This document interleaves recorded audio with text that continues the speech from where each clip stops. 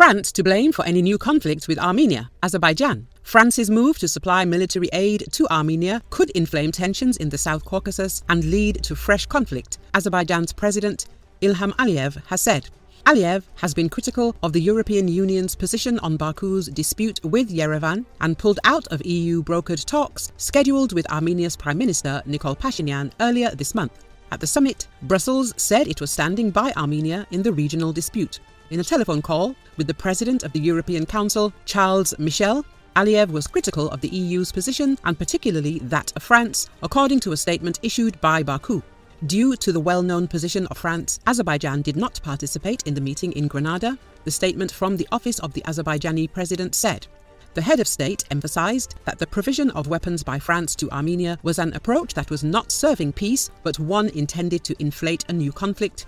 And if any new conflict occurs in the region, France would be responsible for causing it.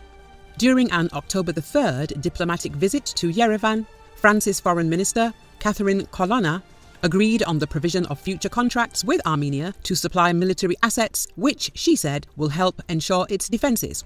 Aliyev's comments follow Azerbaijan's 24-hour military operation in the Karabakh last month.